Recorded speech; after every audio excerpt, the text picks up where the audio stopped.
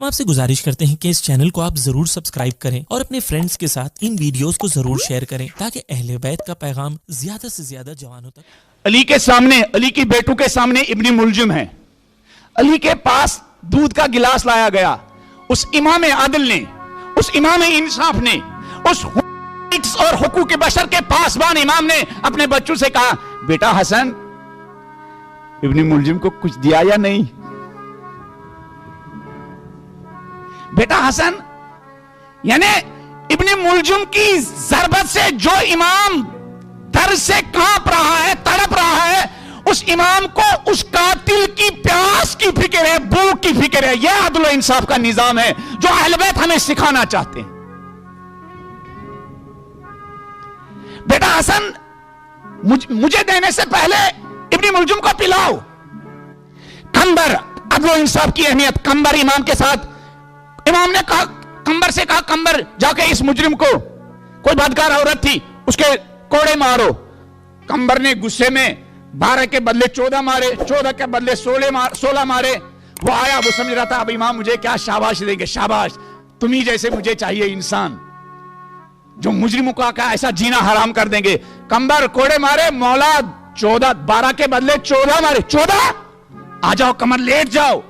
जो 2 ज्यादा मारे हैं इस मुजरिम को, इस गुनाहगार को, ये 2 खाओ। अदलिया ने ना 1 रत्ती कम ना 1 रत्ती ज्यादा बिठाया और उस इमाम आदिल ने 2 कोड़े और मारे कंबर को।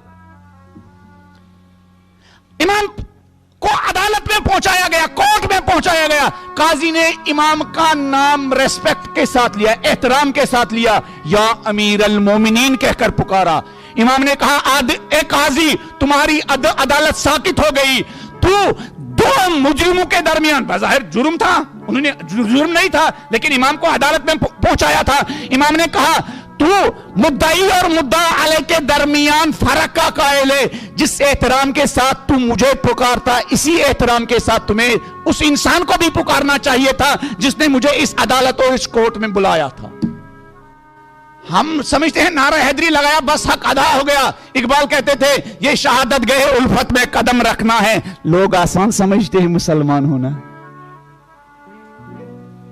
अली के साथ चलना, इन्हें संभल संभल के चलना।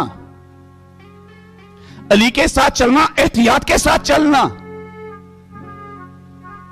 अली के साथ उठना, इन्हें बड़े संभल संभल के इन हाथों को उठाना, इस जबान को इस्तेमाल करना है।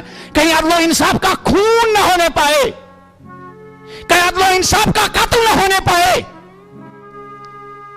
इमाम अपने साथियों के साथ जा रहे थे। एक इंसान, जैसे हम आते हैं ना मस्जिद के दरवाजे पर, इमाम बारगाह के दरवाजे पर, जब मस्जिद मजलिस से निकलते हैं तो ये फकीरों, मिस्किनों, लाचार होते हैं। कहीं कहीं मैंने देखा कुछ लोग इनको झटकते हैं। जब कोई बच्चा आता है सामने, दबाओ जाओ। कायनात लरज रही होगी उस वक्त जब इंसान इस साहिल को क्या झटके। कायनात लरज रही होगी।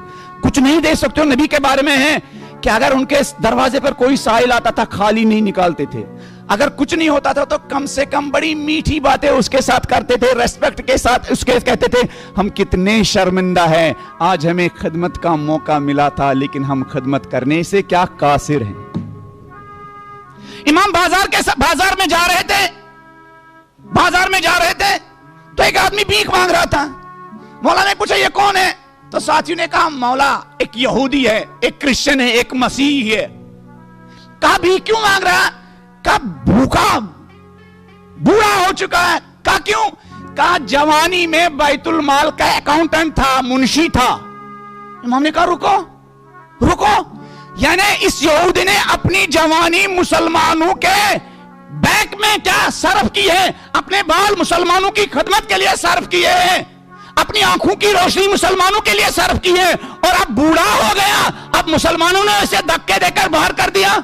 इमाम ने बुलाया, अपने बैतुल माल में बुलाया। कहा, जब तक ये क्रिश्चियन जिंदा है, अली के बैतुल माल से इसकी आखिरी सांस तक इसके जिंदगी की जरूरियात मिलनी चाहिए।